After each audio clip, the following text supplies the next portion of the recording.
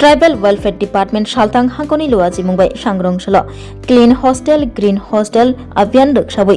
गोरं hostel लग्न सकात याफार जाखनाय रगनि बिसिंग तंग ST boys hostel खुंगताम ते एसटी गर्ल्स हॉस्टेल खुंगताम सांग्रंसल आगुली सुकांत एकाडेमियो नाथतक पांदा खलाय बॉयज हॉस्टेल ते गर्ल्स हॉस्टेल लग्न सकात याफार जाखा मानजगेखा पांदा सालतां त्रिपुरा हांकर परिषदेर सभापति बिश्वजित शील ट्राइबल वेलफेयर डिपार्टमेंट सालतां हांकनि तांगफां खबै गुबुनै जुदा जुदा आदंग्र असालो पांदाव बॉयज हॉस्टेल ते गर्ल्स हॉस्टेल कसं काहामखाय नारगमानि बागै रां बाय सार्टिफिकेट बाय सकात याफार जाखा पहिला सकात याफार जाखा 30,000 रां बाय सेकेंड नंनायनो 20,000 ते थर्ड नंनायनो 10,000 खलाय सकात याफार जाखा गर्ल्स हॉस्टेल लग्नि बिसिंग क्लीन हॉस्टेल ते ग्रीन हॉस्टेल कैंपेनो पहिला अंकलाय Surendranagar ST girls hostel second अंखा आगोली एमटीबी एसटी गर्ल्स हॉस्टेल ते थर्ड पोजिशन अंखा जिरानिया बखास्ते खुम्बुई एसटी गर्ल्स हॉस्टेल बरकनो रां ते सार्टिफिकेट बाय सकात याफार जाखा আমাদের বয়েজের 3টি হোস্টেল এবং গার্লসের মধ্য থেকে 3টি হোস্টেল সেখানে পুরস্কার পাবে বাকি 10টি হোস্টেল সেখানে পুরস্কার পাবে না তো যারা আজকে পুরস্কার পাবে তাদের প্রতি আমার শুভেচ্ছা এবং অভিনন্দন রইল যারা পুরস্কার পায়নি তাদের জন্য শুভেচ্ছা এবং অভিনন্দন রইল আগামী বছর তারাও যাতে সেই পুরস্কার পেতে পারে এই বছর তারা ভালোভাবে কাজ করবে এবং তাদের হোস্টেলকে সেখানে গ্রিন রাখবে ক্লিন রাখবে তো আমরা চাইছি আগামী বছর যখন আমরা পুরস্কার দেব তখন হোস্টেলগুলির মধ্যে যাতে এত কম্পিটিশন হয়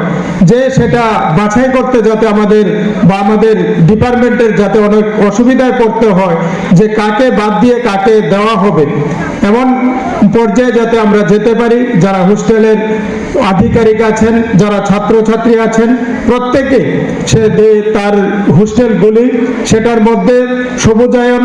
এবং পরিষ্কার পরিচ্ছন্ন রাখার জন্য যাতে কাজ করে সেদিকে সবাইকে সেখানে অনুপ্রাণিত করতে হবে আমাদের দেশের যশস্বী প্রধানমন্ত্রী উনি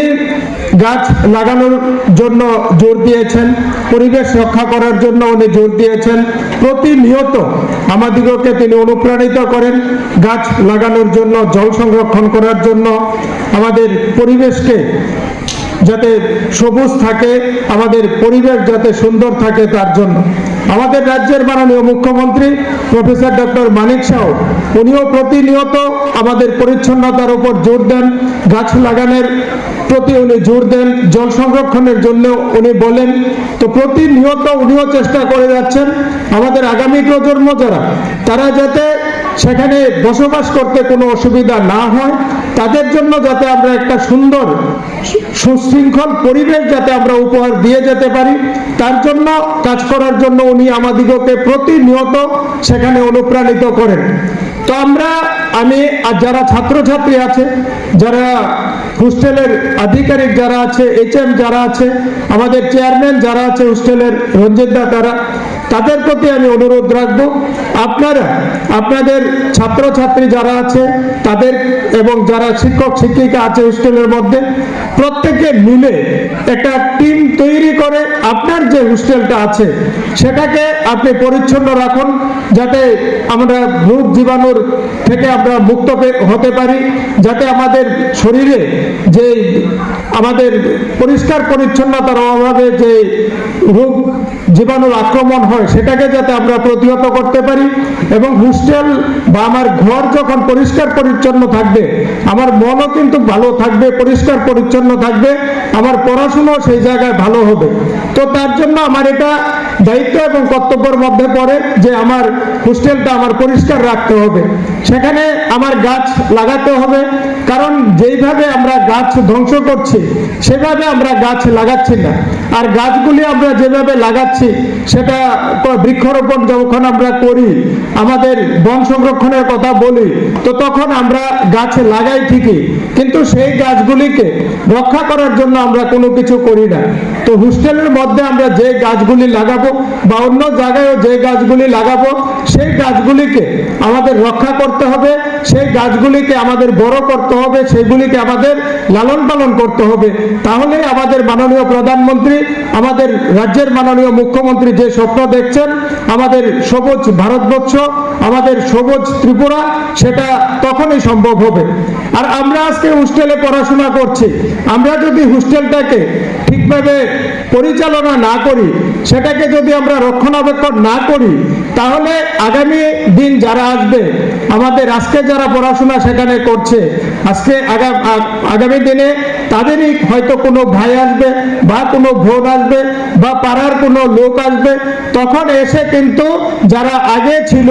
তাদেরকেই সেখানে দোষারোপ করবে যদি হোস্টেলের পরিবেশ ঠিক না থাকে। তো তার জন্য আমি আমার প্রিয় ছাত্রছাত্রী যারা আছে তাদেরকে বলবো যে আগামী প্রজন্মের জন্য, আগামী যে ছাত্রছাত্রী আসবে তাদের জন্য এই হোস্টেলটা তাদেরকে উপহার দিতে হবে, যেটার মধ্যে সবুজায়নও থাকবে, পরিষ্কার পরিচ্ছন্ন থাকবে, সরকারি সম্পত্তি যেগুলো লাগানো হয়েছে, লাইট ফ্যান থেকে শুরু করে সমস্ত কিছু ঠিকঠাক রেখে দিয়ে যখন হোস্টেল ছেড়ে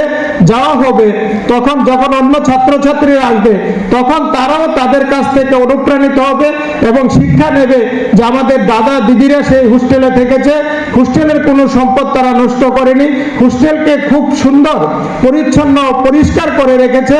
আমাদেরও দায়িত্ব সেটা আমরাও সেইভাবে রাখবো, তখন আর হোস্টেলের কোনো অসুবিধা হবে না। তো আমাদের মাননীয় প্রধানমন্ত্রী যেটা বলেন,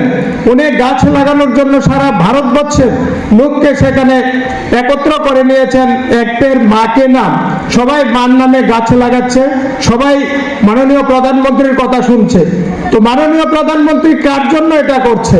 আমাদের রাজ্যের মুখ্যমন্ত্রী, উনিও গাছ লাগানোর জন্য প্রতিনিয়ত সেখানে বলেন। তো উনি কার জন্য বলছেন? সেখানে শ্রেষ্ঠ ত্রিপুরা গঠন করার জন্য বলেন। কার জন্য এটা বলেছেন? আমাদের যারা আগামী প্রজন্ম, আমাদের যারা আজকের ছাত্রছাত্রী আছে তাদের জন্য সেটা বলছেন, কারণ